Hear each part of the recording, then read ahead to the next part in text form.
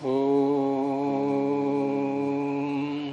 सहनाववतु सहनौ भुनक्तु सह वीर्यं करवावहै तेजस्विनावधीतमस्तु मा विद्विषावहै। ॐ शान्ति शान्ति शान्तिः।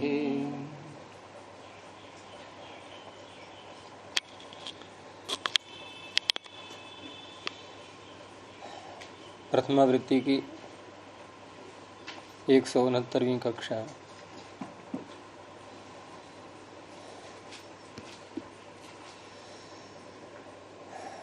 पंद्रहवें सूत्र तक हो गया था दूसरे अध्याय के पहले पाद में।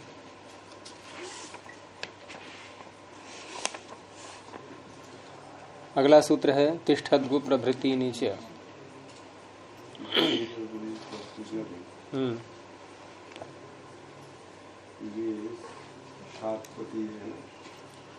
है सात प्रति सुप्रति उदाहरण दिए ना, सुप्रति नाम आता है।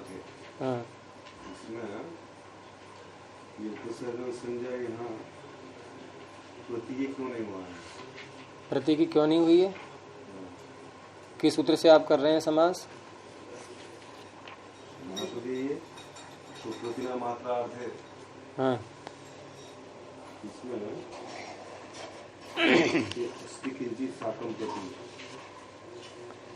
तो उपसर्जन संज्ञा कौन सूत्र करता है? तो प्रथमा से निर्दिष्ट है ये प्रति शब्द सूत्र में।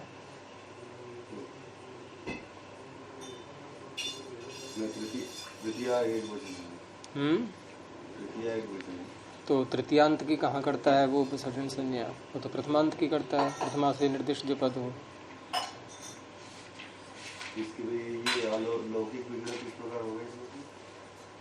वो अगला प्रश्न बनेगा आपका। ये प्रश्न पूरा हुआ।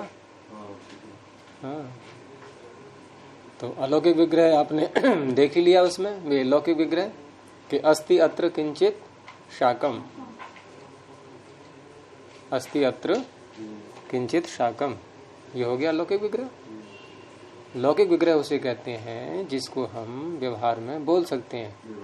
यानी कि आपकी अगर इच्छा नहीं है समास करने की, या आपको नहीं पता लग रहा है कि समास करके क्या शब्द बनेगा, तो आप विस्तार से अपना वाक्य बोल दो अपने भाव व्यक्त करने के लिए। वो होता है लौकिक विग्रह।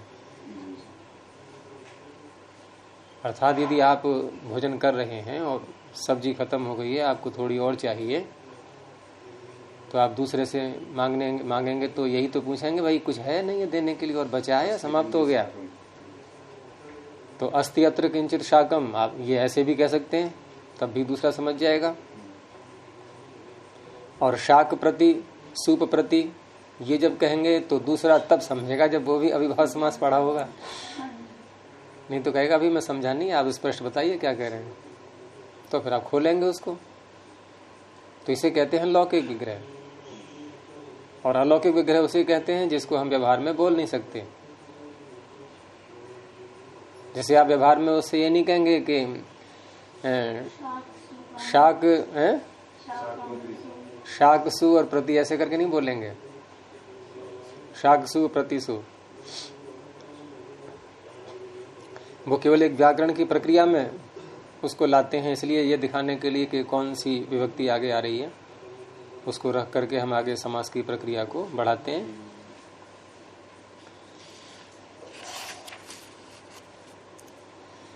तो तिष्ठद्गु प्रभृति नीचे। तिष्ठद्गु प्रभृति प्रथमा बहुवचनांतम च व्यपदम। प्रभृति शब्द या आदि शब्द जो ऐसे प्रयोग करते हैं पाणिनि, तो उसका अर्थ बनता है गण। यानी प्रभृति का अर्थ भी आदि होता है। तो जैसे आदि शब्द आता है सर्वादीनि सर्वनामानि, वहां भी हम बहुव्रीहि समास करते हैं, सर्व आदिर येषाम। ऐसे ही यहाँ भी बहुव्रीहि समास करेंगे, तिष्ठद्गु प्रभृति येषाम, और प्रभृति का अर्थ हो गया आदि। तो तानि तिष्ठद्गु प्रभृतिनि बहुव्रीहि समास हो गया। तो ऐसे शब्द जहां भी आएंगे प्रवृत्ति बोल करके या आदि बोल करके, अथवा बहुवचन भी कहीं कहीं दे देते हैं, न आदि लगाया न प्रवृत्ति लगाया। जैसे कोई उदाहरण, सप्तमी शौंडई ही आगे आएगा। अब शौंडई में बहुवचन दे दिया, जबकि शौंड शब्द तो एक होता है, तो वहां भी अर्थ होगा शौंडादि। सुकामा जी आपका ध्यान और कहीं है, वहां क्या होगा? शौंडादि। बहुवचन निर्देश से यहाँ आदि ग्रहण स्वीकार कर लिया। हाँ, बहुवचन से ही आदि का अर्थ निकल आया। तो ऐसे शब्दों का, ऐसे कह करके जो शब्द और हैं उनका संकेत किया जा रहा है, वो कहाँ मिलेंगे? गणपाठ में। तो गणपाठ में आपको ये भी सूत्र मिलेगा, तिष्ठद्गु प्रभृति नीचा। गणपाठ में सर्वादीनि सर्वनामानी भी मिलेगा। गणपाठ में सप्तमी शौंडई, उसको भी खोलना पड़ेगा, या फिर व्याख्याकार खोलते हैं, थोड़े बहुत हैं तो वहीं खुल जाते हैं, कोई बात नहीं है। तो ये गण कहलाते हैं ये, और गणों का संग्रह अलग से किया गया है, पाणिनि ने किया है गणपाठ नाम की पुस्तक में। तो तिष्ठद्गु शब्द तो उसमें प्रारंभ का होता है, प्रारंभ के ही शब्द को कह करके सूत्र में निर्देश करते हैं। उसमें और भी शब्द आएंगे, ये पहला हो गया। अब क्या कह रहे हैं ये, क्योंकि ये शब्द बना बनाया पड़ा हुआ है तिष्ठद्गु, तो कभी कभी कुछ ऐसे भी सूत्र आएंगे जहां बने बनाए शब्द पढ़े होते हैं, तो उन्हें कहते हैं निपातन। और उसमें किस तरह से हम कल्पना करेंगे कि समास में क्या क्या शब्द हैं, कोई परिवर्तन हुआ है तो क्या हुआ है, वो विग्रह करके व्याख्याकारों ने सब किया हुआ है। तो यहां फिर अर्थ यही होगा कि तिष्ठद्गु प्रभृतिनी, अर्थात तिष्ठद्गु इत्येवं आदीनि शब्द रूपाणी अव्यय भाव संज्ञकानि भवन्ति, या निपात्यन्ते। निपातन मैंने कहा ना, निपातन बोलते हैं इनके लिए, तो निपात्यन्ते। अब यहाँ इस तरह से अर्थ नहीं करेंगे कि इत्येवं सुबंतम अनेन सुबंतेन सह समस्यते, ऐसे नहीं होगा, क्योंकि वो तो समास करके बना बनाया पड़ा हुआ है। बस केवल नाम रखना है अव्ययभाव, लेकिन उदाहरण में हम सिद्धि उसी प्रकार से करेंगे। ये निपातन किया है, क्या यहाँ किसी सूत्र के द्वारा अव्यय समास प्राप्ति नहीं था? किसी सूत्र के द्वारा प्राप्त होता तो यहाँ क्यों सूत्र बनाते? वही निपातन कर दिया। हाँ, इसीलिए। तो पहला शब्द है इसमें तिष्ठद्गु, और तिष्ठद्गु एक समय का नाम है, वो इसके विग्रह से पता लगता है कि तिष्ठन्ति गावः यस्मिन् काले, अर्थात गायें जिस काल में बैठती हैं। तो बैठती हैं का अर्थ यहाँ पर किस कार्य के लिए बैठती हैं? तो कहा दोहनाय। तिष्ठन्ति गावो यस्मिन् काले दोहनाय। खड़ी होती हैं बोलेंगे को, जिस काल में गायें दूध देने के लिए, दोहनाय दोहन करने के लिए खड़ी हो जाती हैं। तो वो काल कौन सा होता है भाई? प्रातः काल होगा या सायंकाल होगा। बीच में आप कभी दूध निकालना चाहें तो देर लगेगी, परेशानी होगी थोड़ी गाय को भी, क्योंकि एक अभ्यास पड़ा होता है, उसी के अनुसार दूध निकलता है। तो तिष्ठन्ति गावो यस्मिन् काले दोहनाय स तिष्ठद्गु कालः। अब कालः में तो हमने विसर्ग कर दिया सूला करके, लेकिन तिष्ठद्गु का नाम क्योंकि अव्ययभाव हो गया तो अव्यय भी बनेगा, और अव्यय बनेगा तो सब का लुक हो जाएगा। तो यूं ही रहेगा तिष्ठद्गु। अकारांत न होने से वो भी नहीं लग पाएगा। नाव्ययी भावादतोम तो पंचम्या है। अब जैसे विग्रह किया है, अब उसके आधार पर यहाँ शब्द यदि देखेंगे तो क्या क्या शब्द हैं इसमें? एक तिष्ठत शब्द दिख रहा है, और एक गो शब्द है गावः। तो उस अवस्था में तिष्ठत शब्द क्या है? ये क्षत्रिय प्रत्यांत स्था धातु का रूप है। तो यहाँ यदि अलौकिक विग्रह दिखाया जाए तो कैसे करेंगे?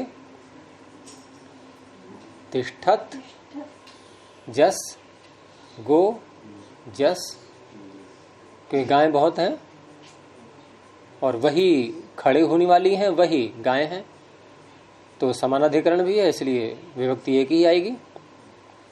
तो तिष्ठत जस और गो जस, उसके बाद समास कर लिया और शब्द बन गया तिष्ठत गो। अब क्योंकि इसका नाम रख दिया ऐसे सूत्र ने अव्ययी भाव, तो अव्ययी भाव अव्यय तो होता ही है, लेकिन साथ में नपुंसकलिंग भी होता है। उसका सूत्र कौन सा है? ये कहाँ है सूत्र? अव्ययी भाव नपुंसक लिंग होता है। हाँ, अव्ययी भावश्य, जैसा अव्यय संज्ञा करने वाला है वैसा ही नपुंसक लिंग करने वाला भी है। तो नपुंसक लिंग जब हो गया तो उस अवस्था में यहाँ ह्रस्व भी होना चाहिए, लेकिन यहाँ ह्रस्व करने के लिए, क्योंकि इसमें तिष्ठद्गु प्रभृतिनी शब्द में, क्योंकि ये प्रथमा का बहुवचन है सूत्र में, तो उपसर्जन संज्ञा भी है फिर इन शब्दों की आपस में। अब उपसर्जन संज्ञा है तो कौन सा पूर्व में आएगा? क्योंकि हमने विग्रह किया था तिष्ठत जस और गो जस, तो वो तो खैर निपातन जब बना दिया, गण में शब्द पढ़ दिए हैं, तो उसी क्रम से उनको बोला जाएगा। लेकिन यहाँ गो शब्द उपसर्जन है, इसलिए गो स्त्रियो रूपसर्जनस्य, गो शब्द यदि उपसर्जन होता है तो उसको ह्रस्व हो जाता है। अब गो को ह्रस्व करेंगे तो क्या होगा? एच एक ह्रस्वादेशे, एच को ह्रस्व करते हैं तो एक हो जाता है, तो ओ को क्या हो जाएगा? उ, तिष्ठत गु। ऐसे ही दूसरा शब्द एक और दे दिया है, क्योंकि गण पाठ है तो और भी शब्द आ सकते हैं, तो एक और दे दिया है वहदगु। अब वहदगु में हम विग्रह करेंगे कि वहंती गावो यस्मिन काले, जिस काल में गायें चल पड़ती हैं वो वहदगु काल है। तो यहाँ वह धातु का क्षत्रिय प्रत्यांत रूप है ये वहद। ये हो गया है। आगे है पारे मध्य षष्ठ्यावा।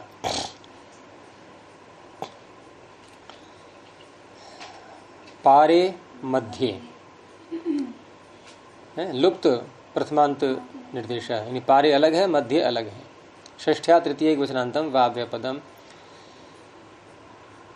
ऐसे और भी सूत्र आगे आएंगे जहां मूल शब्द में कुछ परिवर्तन करके और सूत्र में उनका ग्रहण किया गया है, क्योंकि शब्द हैं ये पार और मध्य। अब सूत्र में ऐसा लग रहा है कि ये सप्तमी के एक वचन है, लेकिन ये प्रथमा ही है और प्रथमा का लोप कर दिया गया है। लोप है, हाँ, लुप्त विभक्त्यंत निर्देश बहुत से आते हैं ऐसे, तो लुक कर दिया गया है यहाँ पर। और अब लुक कर दिया गया है तो फिर एकारांत कैसे बन गया? ए कहां से आ गया इसमें? तो ए सूत्रकार के कथन से आ गया। ये एकारांत बोल रहे हैं तो बोलने मात्र से ही एकारांत इसको कर दिया गया। तो ऐसे शब्दों को भी निपातन कहते हैं। निपातन का तात्पर्य कि कार्य तो कर दिया लेकिन कोई अन्य सूत्र नहीं है, वही सूत्र उसमें प्रमाण बन रहा है। और भी शब्द आएंगे ऐसे आगे। तो पार मध्य इत्येतौ शब्दौ षष्ठ्या, ये तृतीया है, तो षष्ठ्यंतेन समर्थेन सुबंतेन सह विभाषा समस्येते अविभावस्य समासो भवति। पिछले सूत्र में विभाषा का संबंध नहीं जुड़ेगा, क्योंकि वहां बने बनाए शब्द पड़े हैं तो वो वैसे ही रहेंगे, उनका दूसरा विकल्प नहीं है। और जहां बनाई जाएंगे वहां विकल्प चलेगा, तो इनका समास हो जाएगा। और दूसरा कार्य यही सूत्र जो इसमें छिपा हुआ है कि एकारांतत्वम एतयोः शब्दयोः एकारांतत्वम निपात्यते, इनका एकारांत भी निपातन से यहाँ पर ग्रहण करना है।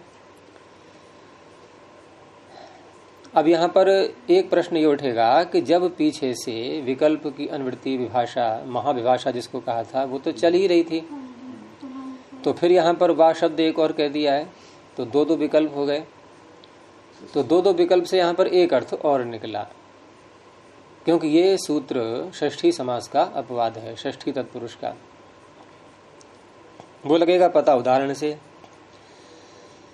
कि उदाहरण जैसे इसका बन रहा है पारे गंगम, अर्थ क्या है इसका? गंगा के पार, यानी गंगा के उस ओर।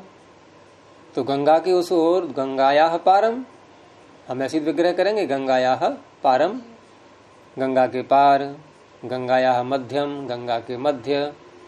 तो यहाँ तो षष्ठी तत्पुरुष समास होना चाहिए षष्ठी सूत्र से, तो षष्ठी समास का ये अपवाद है। अब अपवाद होने से जब यहाँ पर ये वा शब्द एक और कह दिया, तो इस तरह से अब विकल्प, ये जो सूत्र का विकल्प है, सूत्र में जो वा है, इससे षष्ठी समास भी हो जाएगा। और दूसरी बात, जो ऊपर से महाविभाषा आ रहा है, तो वहां जो ये समास करेंगे हम इस सूत्र से अविभाव, यानी गंगे पारे गंगम, तो पारे गंगम का विकल्प भी हो जाएगा, अर्थात विग्रह वाक्य भी चलेगा। तो इस तरह से तीन बातें हो गई, अविभाव समास, षष्ठी तत्पुरुष समास और विग्रह वाक्य, तीनों शुद्ध हैं। विग्रह वाक्य में है षष्ठी तत्पुरुष समास में पारे गंगम, वहां तो एकारांत बनेगा ही नहीं, एकारांत तो यहीं पर बनेगा विभाव में। तो तेरा प्रश्न क्यों ना चाहिए कि पार गंगम, तो पार गंगम क्यों नहीं बना, बता षष्ठी समास में? सत्यपति जी बताएंगे।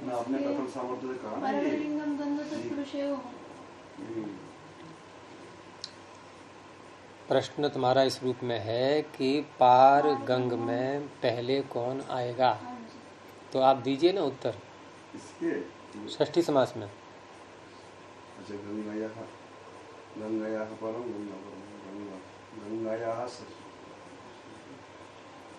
समास कौन सूत्र कर रहा है?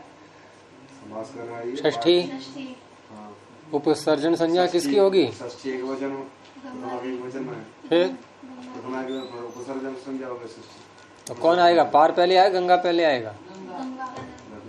ठीक है, हो गया उत्तर। और एकारांत होगा नहीं, क्योंकि वो थोड़ी कर रहा है एकारांत निपातन, वो तो अविभाव समास में होगा। विग्रह करेंगे गंगायाः पारम, विग्रह में तो जैसे क्रम होता है वैसे ही बोलेंगे शब्दों को, तो गंगायाः पारम ये विग्रह हो गया। अब समास करेंगे अविभाव, तो कैसे रखेंगे? गंगा ngस पार सु, ठीक है? नहीं वो नहीं, अब मैं इसको कर रहा हूं, अब इससे किया हमने समास अविभाव, तो गंगा पार व्यक्तियां हट गई। अब इसने दो काम किए, एक तो पार को एकारांत किया इसने, पारे, दूसरा फिर ये पारे मध्य प्रथमांत हैं यहाँ, इनका नाम हो गया उपसर्जन, तो उपसर्जन पूर्वम, पारे इधर आ गया, पारे गंगा। अब ह्रस्व कर लेंगे, ह्रस्व नपुंसके प्रातिपदिकस्य, उसके बाद अंत में फिर सु आएगा, उसका क्या होगा? नाव्ययी भावाद तुम तो पंचम्या है।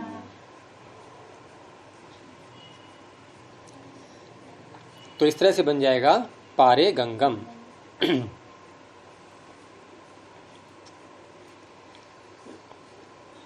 और विग्रह रहेगा तो गंगायाः पारम कह लो या पारम गंगायाः कह लो, कैसे भी कह लो। और षष्ठी समास में गंगा पारम, ऐसे ही गंगायाः मध्यम, तो यहां भी इसी प्रकार से एकारांत निपातन करके मध्य गंगम, और षष्ठी समास करेंगे तो गंगा मध्यम, वहां गंगा पहले आएगा, और विग्रह करेंगे तो गंगायाः मध्यम या मध्यम गंगायाः।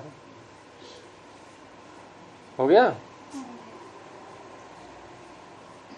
समास में ही सावधानी बरतनी पड़ती है, उपसर्जन किसका नाम है। अगर हम विभक्तियों का ध्यान नहीं रखेंगे सूत्र में आए हुए पदों का, तो ये निर्णय नहीं हो पाएगा। आगे है संख्या वंशीय न, संख्या प्रथमैक वचनांतम वंशीय न तृतीयैक वचनांतम। वंश्य वंशे भवः वंश्यः वंश में होने वाला। अब यहाँ प्रथमा किस में है? संख्या में है। हाँ, दिगादिगण में, दिगादिभ्यो यत् भव अर्थ में। तो यहाँ प्रथमा किस में है? संख्या शब्द में। इसलिए पीछे से जो सुप सुपा आ रहे हैं, सुप का संबंध संख्या से जुड़ेगा, संख्यावाची सुबंतम, और सुपा का संबंध वंशीयन से, वंशवाचिना समर्थेन सुबंतेन सह विभाषा समस्यते अविभावश्च समासो भवति। तो संख्यावाची शब्द का वंशवाची शब्द के साथ समास करना है। अब व्याकरण एक हमने विषय ले लिया, और व्याकरण इसने भी पढ़ा, व्याकरण इसने भी पढ़ा, ये इसने भी, तो व्याकरण का एक वंश चल पड़ा। एक तो मनुष्यों का वंश होता है, और ये हो गया व्याकरण का। अब उस वंश में जो व्यक्ति आएंगे उनका यहां समास करना है। तो व्याकरण के वंश में कौन कौन आ रहे हैं?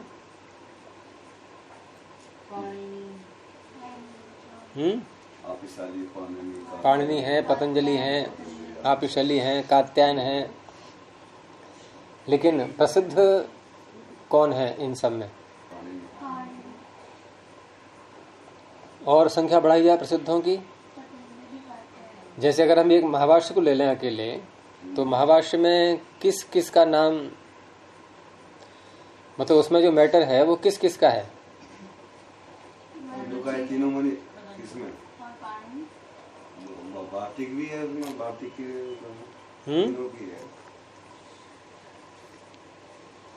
यदि हम दो को लेंगे, इन्हें कहते हैं मुनि।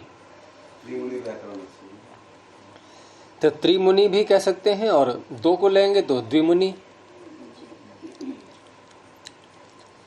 जैसे निर्माण जो किया है सूत्रों का, वो सूत्रों का निर्माण एक तो पाणिनि ने किया है, एक कात्यायन ने। कात्यायन ने वार्तिक बनाए ना, वार्तिक भी सूत्र ही होते हैं एक प्रकार के। और पतंजलि को भी साथ में ले लेंगे, क्योंकि इन दोनों को, पाणिनि और कात्यायन को खोला किसने? पतंजलि ने। तो ये सब व्याकरण के वंश वाले हैं। तो दो मुनि अगर लेंगे तो संख्यावाची शब्द क्या बोलेंगे? द्वौ मुनि व्याकरणस्य वंश्यौ। दो मुनि व्याकरण के वंश में होने वाले हैं। ये विग्रह हो गया। अब आगे कैसे रखेंगे शब्दों को?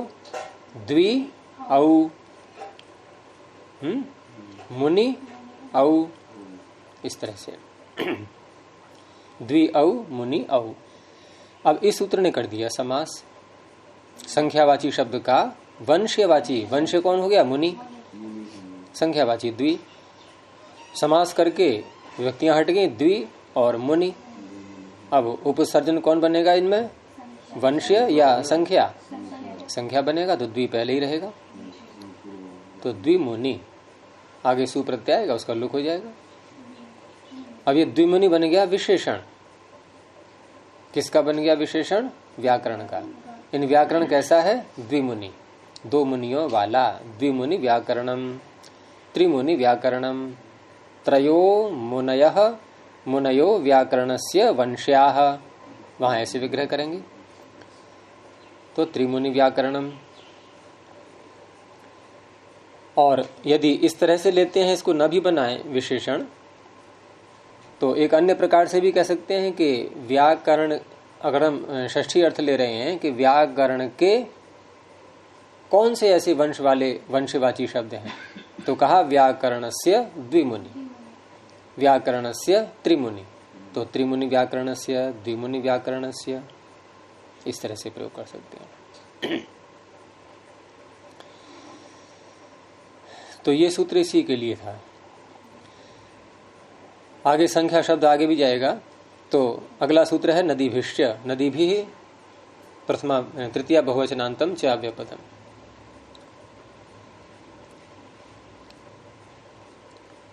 अब यहां नदी भी ये बहुवचन क्यों कहा है इन्होंने?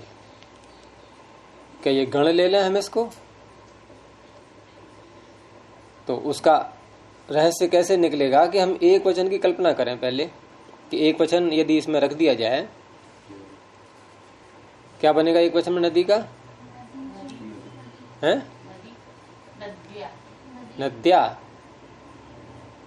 तो क्या अर्थ होगा फिर? कि नदी शब्द के साथ, ये तो होगा। नदी शब्द के साथ संख्यावाची का समास होता है, तो नदी शब्द आएगा अपने स्वरूप से। और बहुवचन किया है तो क्या अर्थ निकलेगा? क्योंकि नदी तो एक शब्द है, बहुवचन कैसे आ गया उसमें? तो अर्थ होगा नदी संज्ञावाची शब्द, वो बहुत सारे हैं, ऐसे बहुवचन सार्थक हो जाएगा। यानी संज्ञा ली गई है, शब्द नहीं।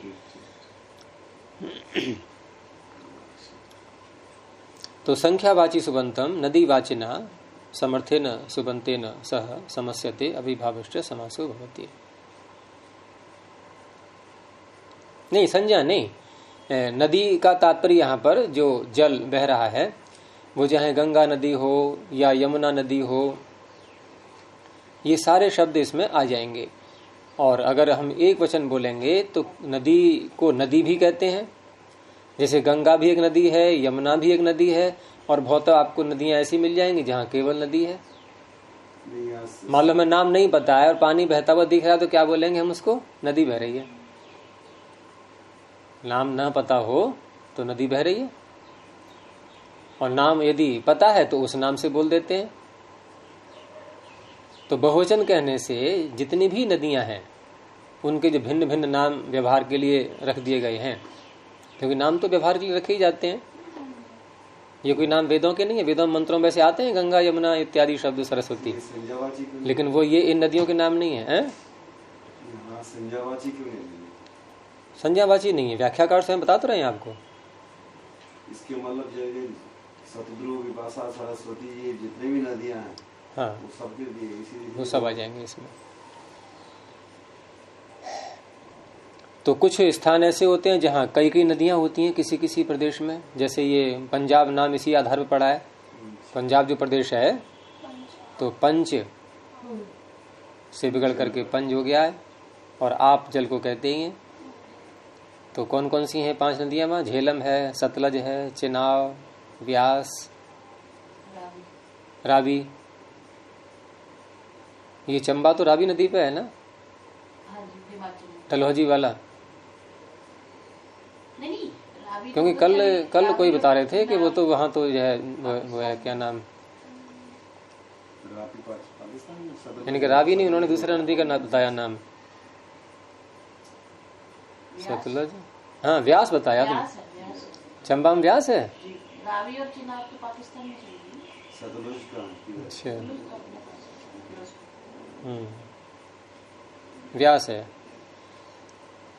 और व्यास एक रेलवे स्टेशन भी है, तो शहर का भी नाम व्यास है। वहाँ भी व्यास नदी होगी, उसी के नाम से पड़ा होगा। वो पंजाब में है ना एक व्यास, बहुत बड़ी रेलवे स्टेशन है उसका, बहुत लंबी।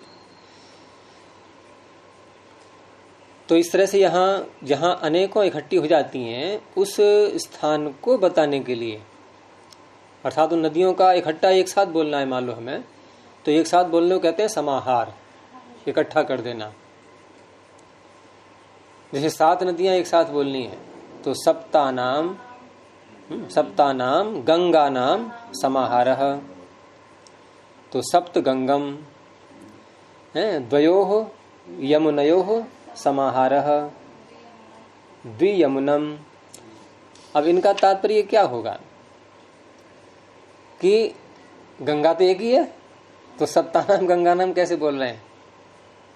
गंगा तो एक ही है ना, लेकिन कभी कभी एक नदी में से कई धाराएं निकल पड़ती हैं। जैसे यहाँ हरिद्वार में है तो ये सप्तगंग हरिद्वार के लिए कहा जाता है। सप्तानाम गंगा नाम, गंगा की 7 धाराएं, उनको एक साथ कहना हो तो सप्त गंगम। सात धारा के गुरुजी, और भी धारा हो सकती है नहर। तो आप बढ़ा लेना, आपको छूट है, ये सूत्र कह तो रहा है, नया बना लेना शब्द और व्यवहार करना उसका, समझ जाए जिसको सुनाओगे आप वो भी समझ जाए आपकी बात को, तब है तो सप्त और गंगा इनका समास करेंगे। अब विग्रह किया है सप्तानाम गंगानाम, तो सप्तन आम गंगा आम, और समास करके संख्या में, क्योंकि प्रथमा है पिछले सूत्र से आ रहा है, इसका उपसर्जन नाम हो जाएगा, तो ये पहले ही रहेगा सप्त शब्द, और गंगा आगे रहेगा, उसको ह्रस्व हो जाएगा बाद में नपुंसक लिंग होने से, और अकारांत होने से नाभि भावादोत्तम से अम हो जाएगा सप्त गंगम।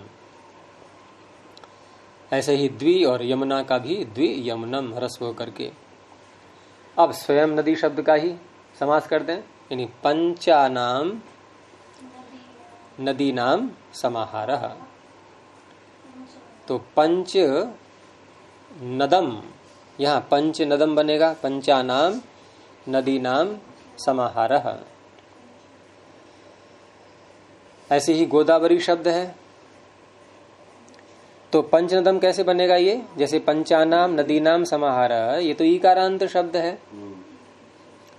तो समास करने के बाद जब पंच नदी शब्द बन गया, तो कुछ 5वें अध्याय में एक प्रकरण आएगा, 5वें अध्याय के चौथे पाद में समासांताः, ये सबसे अंतिम प्रकरण है 5वें अध्याय का,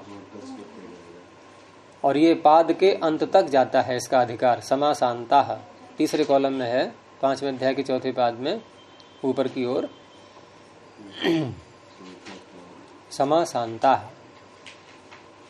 तो ये जो प्रकरण है पूरा पाद के अंत तक, मैंने तीसरा कॉलम बोला ना सत्यपति जी, आप कहाँ देख रहे हैं, आपकी उंगली कहीं प्रथम कॉलम पे है कहीं दूसरे कॉलम पे है, अभी गिनती का अभ्यास नहीं हुआ आपको कॉलमों का। तो यहां से लेकर के पाद के अंत तक जितने भी सूत्र आ रहे हैं, ये सारे सूत्र समास करने के बाद एक प्रत्यय और जोड़ देते हैं उसमें, और इसीलिए समासांताः ये शब्द ही बता रहा है समास का अंत, समास के अंत में जो आएगा समास का अवयव बन जाता है वो जो प्रत्यय आगे आएगा। तो जिन जिन समासों में कहा है उन्हीं में लगेंगे ये सूत्र, आवश्यक नहीं है कि सारे समासों में ये प्रत्यय हो जाए। तो उसी में एक वार्तिक भी साथ में दिया हुआ है, लेकिन यहां तो नहीं मिलेगा वार्तिक, वो तो काशिका में मिलेंगे। तो गोदावरियाश्च नद्याश्च करके है वो, तो उसमें समासांत अच प्रत्यय हो जाता है, हैं? अच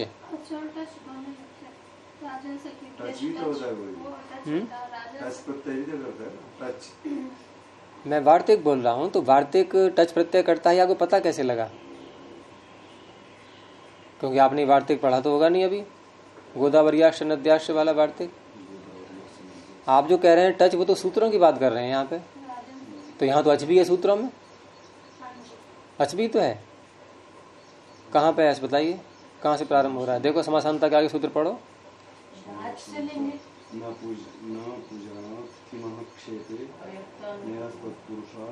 अच प्रत्यन्व्यव पूर्वात् साम लोमनः,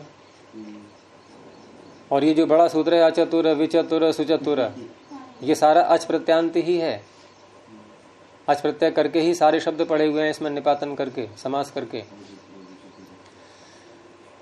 तो पंच नदी शब्द से अच प्रत्यय, सप्त गोदावरी शब्द से अच प्रत्यय, और अच प्रत्यय करेंगे तो तद्धित है ये अच।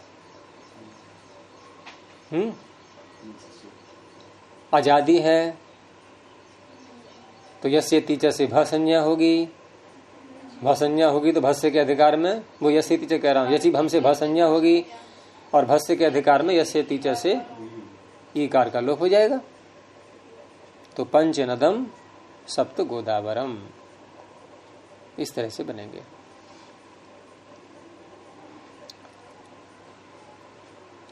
ये ज्यादा व्यावहारिक उदाहरण नहीं है ऐसे अनेकों, ये तो केवल एक ऐतिहासिक स्थानों के नाम इत्यादि कहीं कहीं प्रयोग में आने वाले हैं ये। कुछ सूत्र ऐसे आएंगे जो व्यवहार में बहुत प्रयोग में आने वाले शब्दों को ही बनाते हैं। आगे है अन्य पदार्थे च संज्ञायाम, यहाँ नदी भी ऊपर से आ जाएगा। तो अन्य पदार्थे सप्तम्यक वचनांतम च व्यपदम संज्ञायाम सप्तम्यक वचनांतम। अन्य पदार्थ, अन्य पद, वही अन्य है वही पद है। अन्य च अधः पदम च इति अन्य पदम।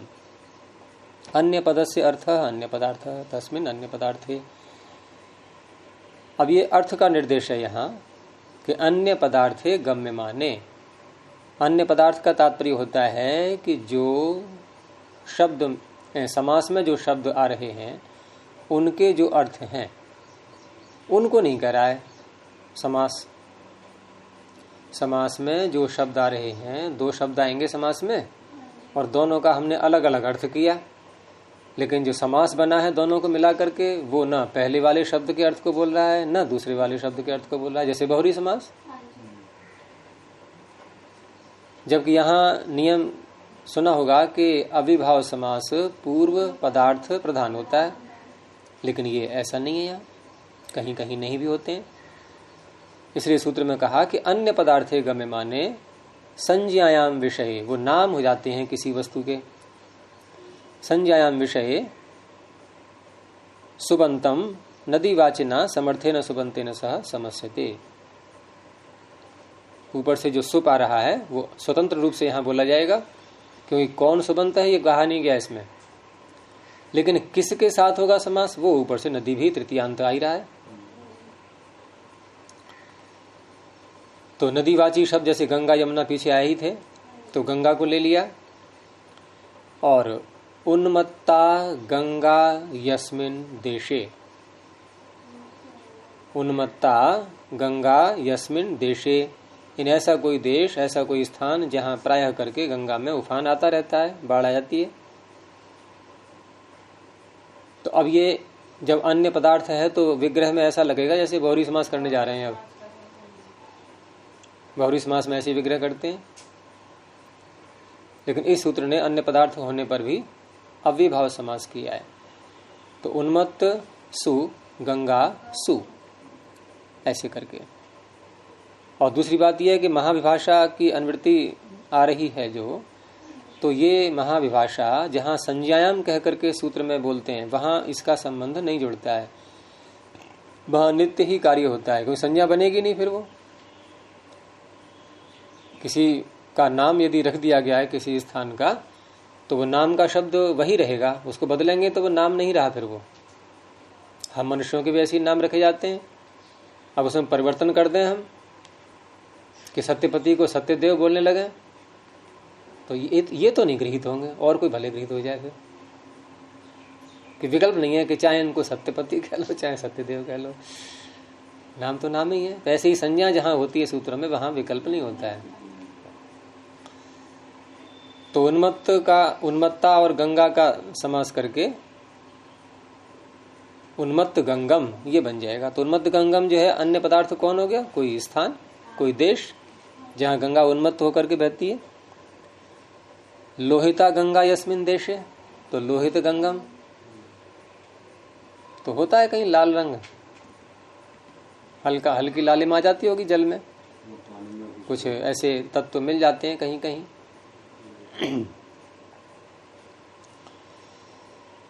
यहां तक अव्यभाव समास पूरा हुआ। अब इसमें हम यदि निचोड़ निकालें तो अव्यभाव समास में मुख्य सूत्र, सबसे मुख्य सूत्र बड़ा वाला है ही वो अव्ययम विभक्ति बहुत लगता है। यथा सादृश्य इत्यादि ये भी बहुत से लगते हैं, बाकी तो फिर थोड़े विषय को लिए हुए हैं अलग अलग।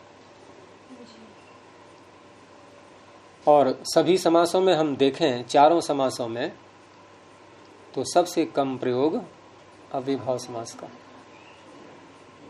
साहित्य में कम मिलेंगे,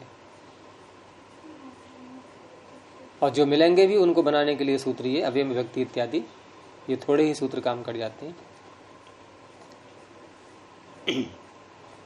अब तत्पुरुष समास प्रारंभ हो रहा है यहां से, और सबसे लंबा अधिकार इसी का है चारों समासों में। सबसे अधिक सूत्र तत्पुरुष समास के उससे अधिक, उससे कम फिर अविभाव समास के, उससे कम फिर बहुव्रीहि समास के, उससे कम फिर द्वंद्व समास के। लेकिन इन चारों समासों की तुलना करें हैं तो तत्पुरुष समास अधिक होता है। और जटिलता की दृष्टि से देखें तो बहुव्रीहि समास और अविभाव ये दोनों थोड़े जटिल होते हैं। तत्पुरुष और सबसे सरल होता है द्वंद्व, च च च करके जोड़ते जाओ, हो गया समास। चार्थे द्वंद्व, च के अर्थ में द्वंद्व। उलझन बहुव्रीहि में और इसमें अविभाव में पड़ती है अगर अभ्यास अच्छा नहीं हुआ तो तत्पुरुषः ये अधिकार सूत्र है। तत्पुरुषः प्रथमैक वचनांतम। अनेकों सूत्र ऐसे आते हैं जो केवल अधिकार होते हैं, अर्थात उनका कोई उदाहरण नहीं बनेगा। आगे सूत्र में जाएंगे तब उनके उदाहरण बनेंगे। कुछ सूत्र ऐसे होते हैं जो अधिकार भी होते हैं, साथ में संज्ञा सूत्र भी होते हैं, उनका भी कोई उदाहरण नहीं बनेगा। ये अभी जो मैंने दो प्रकार बोले, इनमें से ये कौन सा है? एक तो मैंने कहा केवल अधिकार सूत्र, एक कहा अधिकार भी होते हैं और संज्ञा सूत्र भी होते हैं। कौन सा है ये? अधिकार संज्ञा। ये दोनों क्यों बोला आपने? जब मैंने कहा दो भेद होते हैं, उन दो भेदों में से कौन सा भेद है ये? संज्ञा नहीं है ये? तत्पुरुष नाम भी तो रख रहा है, दूसरा वाला भेद है, अर्थात ये अधिकार और संज्ञा सूत्र है, केवल अधिकार नहीं है। ऐसा ही अव्ययी भाव भी था जो हमने पढ़ा पीछे। ऐसे ही प्रत्यय आएगा, तीसरे अध्याय का पहला सूत्र, अधिकार और संज्ञा। संज्ञा की दृष्टि में है आपने अधिकार और संज्ञा कह दिया। हाँ, तत्पुरुष नाम नहीं है ये समास का, समास का नाम है ये। और कुछ केवल अधिकार होते हैं, जैसे कोई सा बोलो, कारक की संज्ञा भी है, कारक नाम है। जैसे ये भी संज्ञा सूत्र है, साथ में अधिकार भी है। जैसे धातु हो, ये कहाँ है संज्ञा? अंगस्य, ये कहाँ है संज्ञा? है अंग की कौन संज्ञा होती है?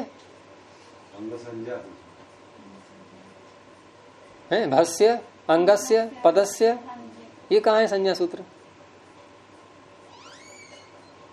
ये तो अधिकारी हैं केवल।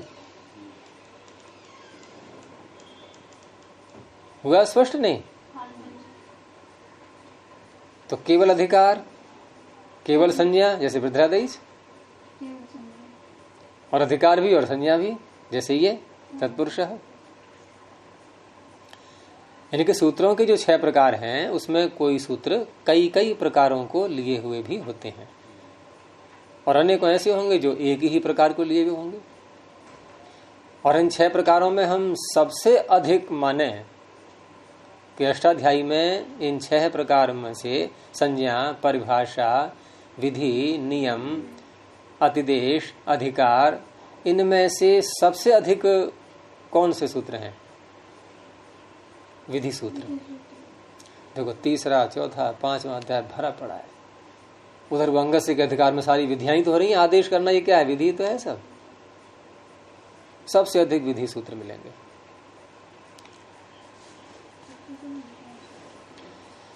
ठीक है, तो ये अधिकार सूत्र और संज्ञा सूत्र, नाम भी होता जाएगा और अधिकार पहुंच चलेगा, आगे जाकर के नाम रखता जाएगा। जो जो सूत्र समास करेगा वहां जाकर के ये उसका नाम तत्पुरुष रखता जाएगा। और तत्पुरुष समास उत्तर पदार्थ प्रधान होता है,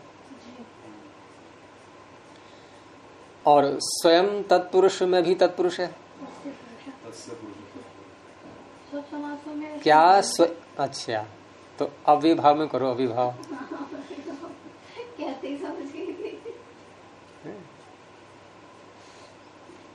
द्वंद्व में करो, द्वंद्व वहां तो हो जाएगा। और बहुव्रीहि में यहाँ भी रह जाएगा। ये तो अलग बात रही कि हाँ कुछ समास अनवर्थ संज्ञा वाले भी हैं, जैसे तत्पुरुष, तस्य पुरुषः तत्पुरुषः, ये अनुवार्थ संज्ञा दिमाग में है। जैसे अव्ययी भाव बहुत ही स्पष्ट है, अव्यय बना देना, अव्ययी भाव। जैसे शुद्धिकरण, क्या काम हो रहा है? शुद्धिकरण। तो क्या करते हैं? च्वी प्रत्यय, और च्वी प्रत्यय करके ई हो जाता है अव्ययी भाव। अव्यय का बन गया अव्ययी, शुद्ध का बन गया शुद्धि। तो अव्ययी भाव संज्ञा अनवर्थ है या नहीं है? क्योंकि जिसका नाम अव्ययी भाव होता है वो अव्यय बन जाता है। तो अव्ययी भाव, अव्यय बना देना, भाव माने बनाना। हाँ, जो अव्यय नहीं था उसको अव्यय बना दिया, अभूत तद्भाव कहते हैं इसको।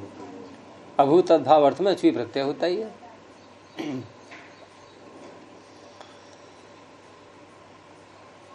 और पूर्व पदार्थ प्रधान क्यों होता है कि प्रायः हम देखते हैं अविभाव समास में पहला पद अव्ययी होता है, और अव्यय ही बनाया गया है पूरे समास को, तो अव्यय की प्रधानता नहीं होगी उसमें। तो पूर्व पदार्थ प्रधान, और ये होता है तत्पुरुष, यानी कि उत्तर पदार्थ प्रधान।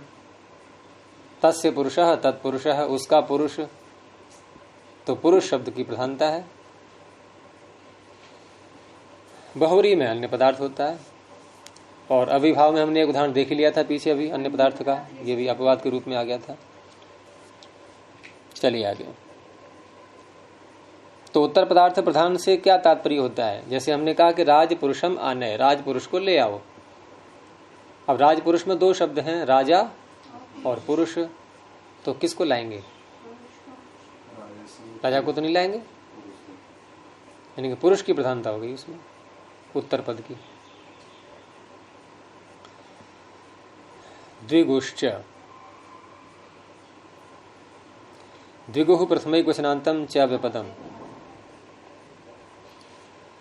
अब ये भी संज्ञा सूत्र है, लेकिन ये संज्ञा सूत्र ऐसा है किसी अन्य संज्ञा का ये तत्पुरुष नाम रख रहा है, यानी द्विगु समासस् तत्पुरुष संज्ञको भवति। द्विगु समास आगे आएगा, संख्या पूर्वो द्विगु, तो द्विगु भी एक नाम है, संज्ञा है।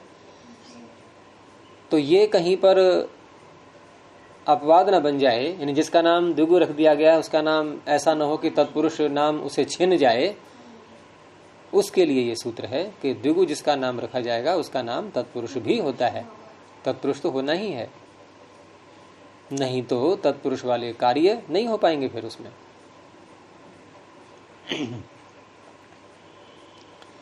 तो इसलिए तत्पुरुष के जो भेद होते हैं उसमें एक तो भेद होते हैं विभक्तियों के, प्रथमा से लेकर के सप्तमी तक। लेकिन प्रथमा वाली विभक्ति का विग्रह करके हम जब समास करते हैं तो उसका नाम रखा गया है कर्मधारय। तो वहां प्रथमा तत्पुरुष नहीं बोलते हैं, क्या बोलते हैं? कर्मधारय तत्पुरुष।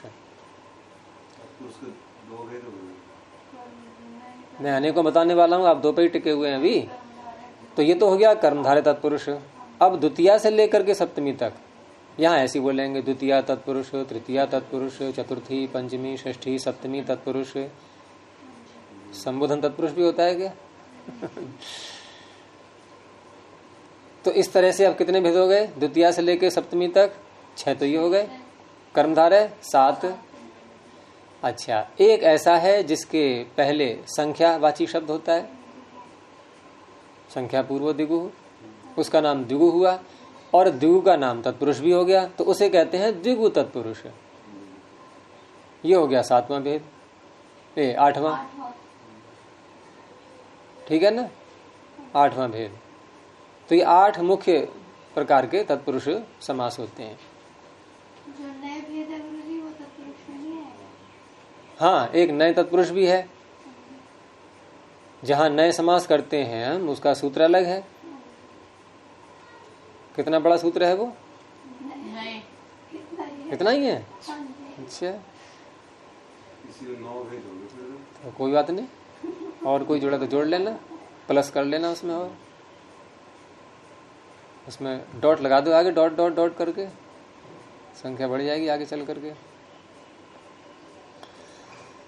तो द्विगुष्ट सूत्र कह रहा है कि द्विगु समास की भी तत्पुरुष संज्ञा होती है।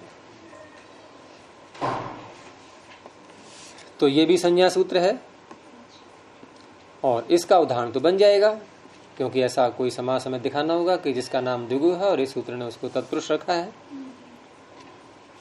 तो इसका उदाहरण बनेगा पंचराजम, दशराजम, द्व्यः, त्रयः, पंचगवम, दशगवम। तो पंचराजम इसमें कैसे विग्रह करते हैं?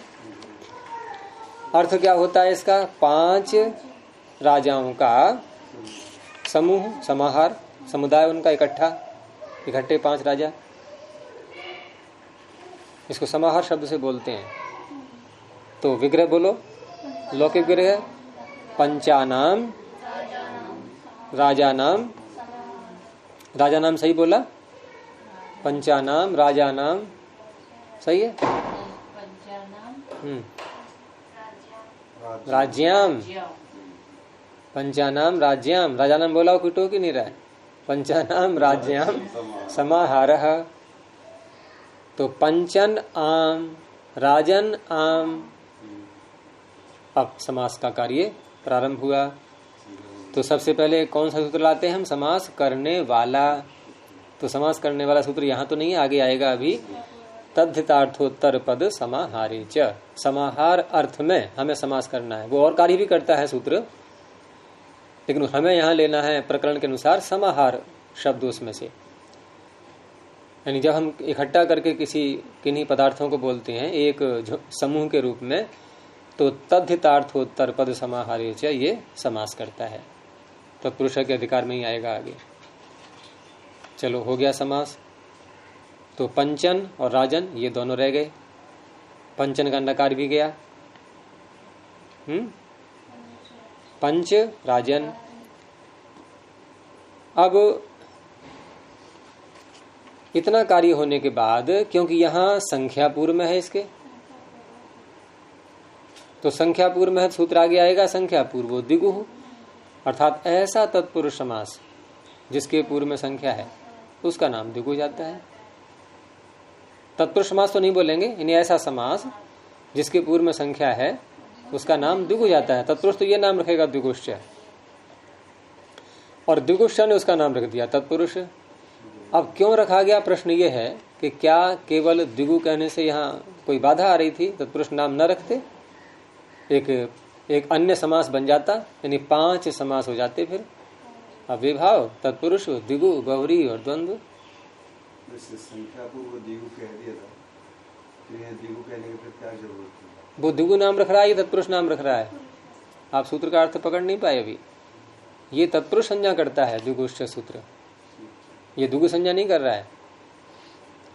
तो द्विगु संज्ञा की तत्पुरुष संज्ञा करने से तत्पुरुष के कार्य का अधिकार भी यहाँ मिल गया तुम्हें करने का। तो तत्पुरुष का कार्य क्या होता है कि वही जो मैंने कहा था अभी, समासांता का अधिकार जहाँ चलता है 5वें अध्याय के अंत में, उसी के अधिकार में, समासांता के अधिकार में सूत्र है राजाह सखिभ्यष्टच, चौथे कॉलम में। राजन, अहन और सखी 3 शब्द हैं उसमें। ये यदि समास के अंत में आ रहे हैं, जैसे यहां हमारा बना हुआ है पंच राजन, तो राजन अंत में आ गया। तो राजन, अहन और सखी ये अंत में यदि आ जाए समास के, तो वहां टच प्रत्यय हो जाता है। तो टच हो गया, पंच राजन टच। अब टच है ये आजादी, क्योंकि अनुबंध हट के अ बचेगा, तो यची भम से भसंज्ञा, भस्य के अधिकार में पहुंच गए। और भस्य के अधिकार में पहुंच गए तो सूत्र है वहां पर नस तद्धिते। नकारांत कोई शब्द होता है भसंज्ञक, जैसे पंचराजन, इसकी भसंज्ञा हो गई, तो तद्धित प्रत्यय पर रहते वहां टी भाग का लोप हो जाएगा। नस तद्धिते, टी भाग का लोप हो गया, रह गया पंचराज। अब टच का अ जोड़ दो उसमें, पंचराज। ठीक है। अब सु आया तो क्या करें, नावे भावादुतम तो पंचम्या लगाएं या अव्ययादाप सुपह? दोनों नहीं लगेंगे? क्यों? हाँ, हाँ, मतलब पीछे से हटा लो दिमाग, इधर को नई जगह ले आओ। वो प्रकरण खत्म हो चुका है अव्यय बनने वाला। अब तो यहाँ रूप चलेंगे बाकायदा इसके, तो सु आएगा। अब क्योंकि समाहार अर्थ होता है, तो समाहार जब बोलते हैं हम,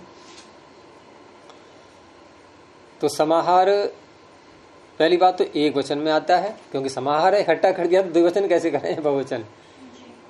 और नपुंसकलिंग में भी आता है, ठीक है।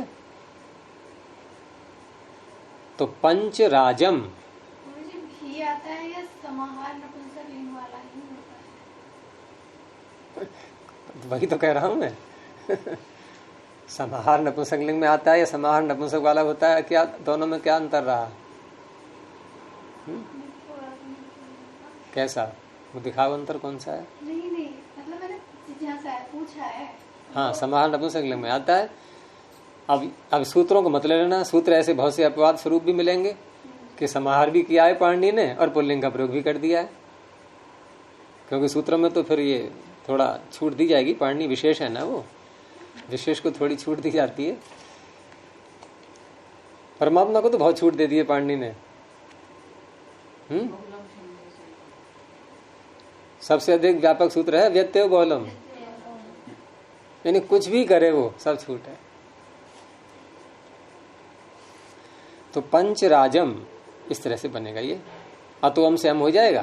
नपुंसक लिंग में सु प्रत्यय को अकारांत शब्द से आगे होता है तो अम हो जाता है। अमी पूर्व से पूर्व रूप पंचराजम। 10 राजाओं का समाहार 10 राजम। अब हमें 2 दिन बोलने इकट्ठे, कहते ना कि ये कार्य कितने दिन का है, कि 5 दिन का, 10 दिन का। गवर्नमेंट की योजनाएं बनती हैं कितनी, पंचवर्षीय, तो एक साथ बोलना होता है। तो 2 दिन एक साथ बोलने हैं, तो कैसे करेंगे विग्रह? अहन शब्द नपुंसकलिंग में आता है। द्वे अहनी समाहृते, द्वे अहनी समाहृते, 2 दिन का समुदाय समाहार। तो द्वि औ अहन औ, यहां भी ऐसे ही सारे कार्य करके तद्धितार्थोत्तर पद समाहरे ऐसे समास कर लिया। तो द्वि अहन और द्विगुष्टा ने तत्पुरुष नाम रख दिया, तो तत्पुरुष नाम रखते ही टच प्रत्यय हो जाएगा। राजा सखिभ्यष्ट, उसमें अहन शब्द ही पड़ा हुआ है। और नस तद्धिते से टी भाग का लोप हो गया। नस तद्धिते से टी भाग का लोप हो गया। तो द्वि अह, ठीक है। और अब द्वि अह और टच का अ है। अब यहां पर एक कोई प्रश्न करे, क्योंकि सूत्र है एक अहनोह न एतेभ्य, उसी प्रकरण में है ये, समासांतः के प्रकरण में, कि अहन शब्द के स्थान में अहन ये आदेश हो जाता है संख्या से उत्तर हो तो वहां उसको रोकना पड़ा है। फिर उसका रोकने वाला सूत्र है अपवाद न संख्या देह समाहारे। अगर संख्या आदि में है ऐसा यदि अहन शब्द आ रहा है और समाहार में है वो, तो उस अवस्था में अहन आदेश नहीं होगा। तो हो गया द्वि अह, ऐसा ही रहा अभी। और टच का अ मिला दो, यणादेश कर दो इको ची से, तो द्यह द्व्यह।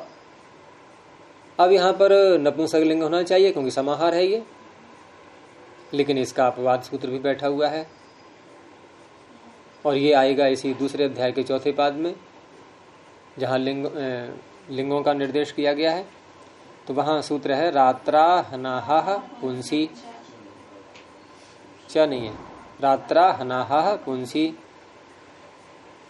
रात्र, अहन और अह ये जहां होते हैं अंत में, वहां ऐसा समाहार पुल्लिंग में होता है। तो पुल्लिंग होगा तो सु आकर के विसर्ग हो जाएगा, अम नहीं होगा। तो द्वयः 2 दिनों का समाहार।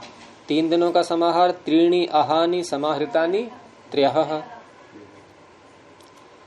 5 गायों का समाहार कैसे करेंगे विग्रह, जल्दी बोलो। पंचानाम गवाम समाहार। पंचानाम गवाम समाहार है, पंचन आम गो आम, और समास कर दिया, सूत्र वही है तयतार्थोत्तर पद समाहारे च। समास करके पंचन, पंच और गो, इतना रह गया।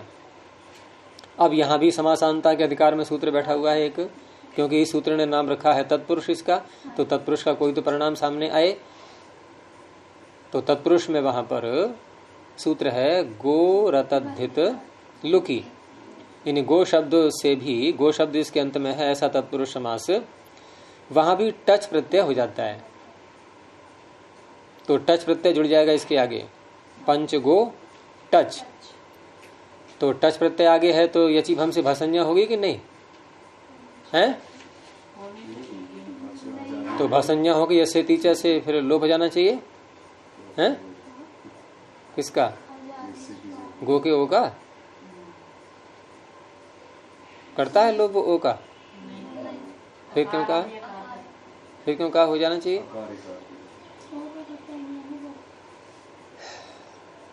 तो कोई परिणाम नहीं निकला भ संज्ञा का, इसलिए करेंगे ही नहीं, आवश्यकता ही नहीं है। संज्ञा कब करते हैं?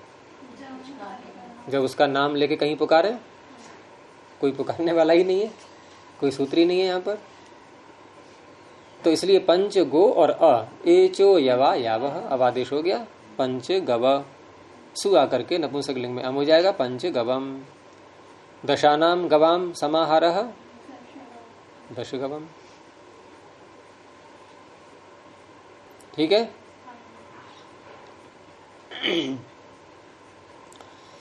तो ये सूत्र हो गया पूरा, इसको ही रखते हैं अभी।